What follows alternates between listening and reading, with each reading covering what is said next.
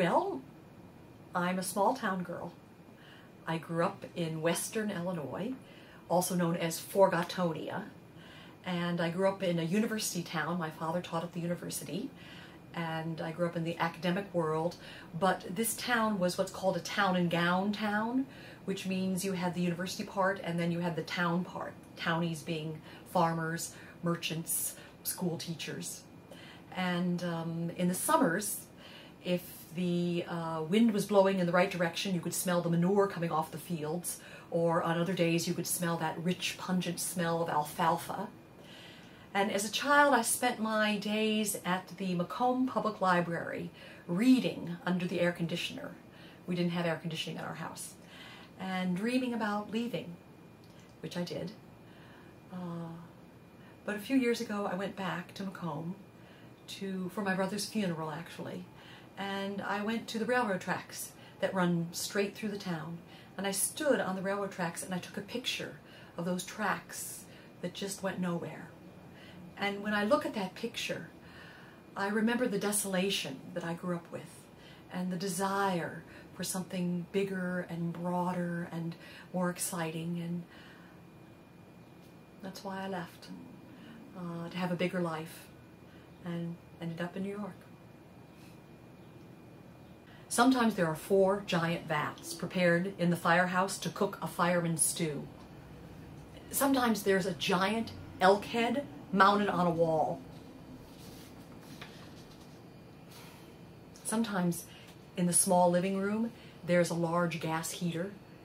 Sometimes in the basement there's a secret tavern that was frequented by men in a dry county in the 1930s. Sometimes there is a ceramic rabbit on the table with fur carved so perfectly it looks like it's made out of icing. Sometimes there's a calendar printed by the local funeral home on the wall of the diner with a painted picture of a hunting dog making its way through the woods. In the basement, there is an artist's studio filled with a miniature rendition of the Alamo. In the guest room, there is a framed photo of the new Pope, and on the end table, there is a framed photo of a husband wearing his favorite shirt, and his wife is standing before you wearing an apron made out of that very same shirt.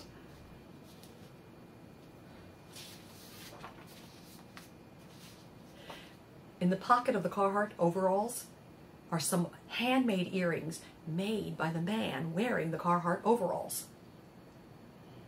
In the storage room of the bar,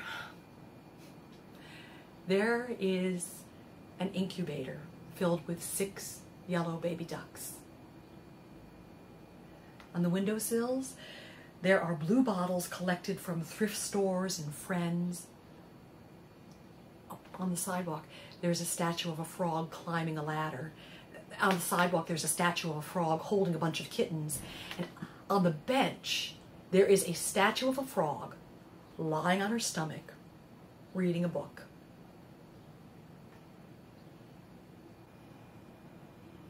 Sometimes you hear a story about a bridge in Milton, Louisiana that has to be turned to the side manually by a crank, by the bridge master and his 5 children, so boats could navigate the Vermilion River.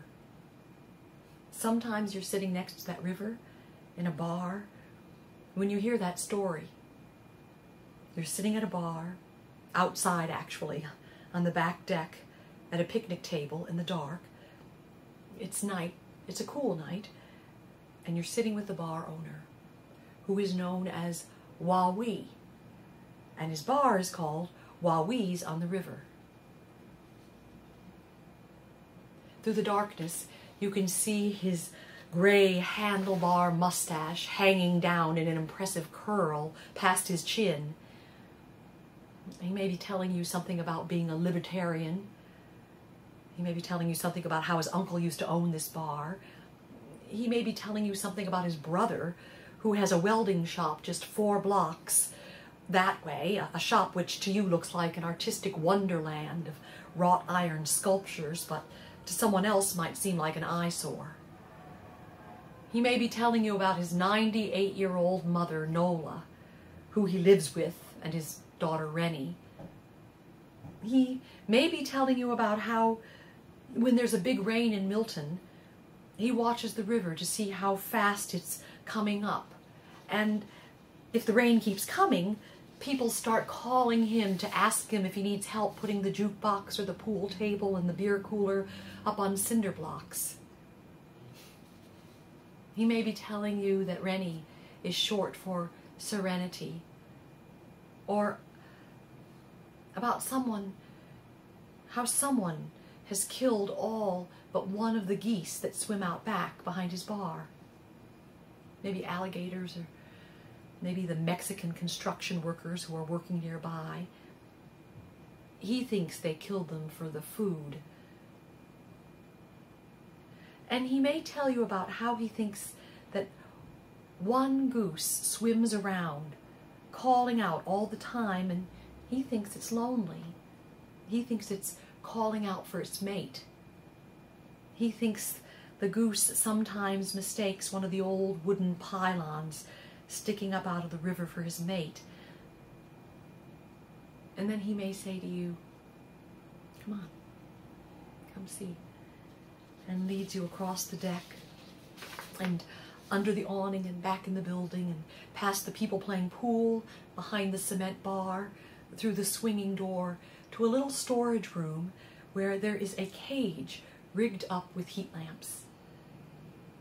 And inside the cage you see, is it 7 yellow baby ducks and 2 or 3 baby geese that he is feeding and nurturing so that when they are big enough, he can release them. He can release them so that one lonely goose has some friends.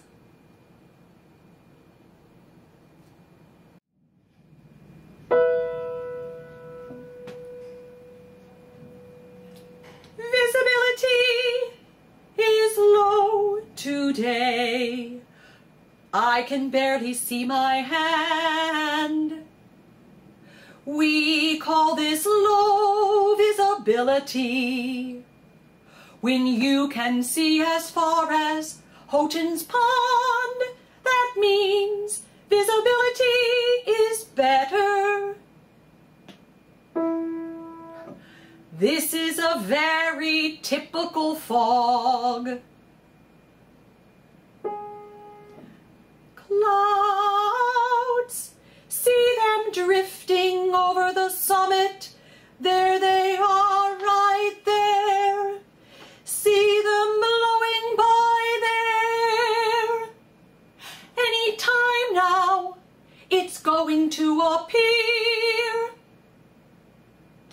So get ready with your cameras or whatever. You have to get ready. You have to be patient. And it will make itself visible. Oh, it's there, over there somewhere. See its faint glow.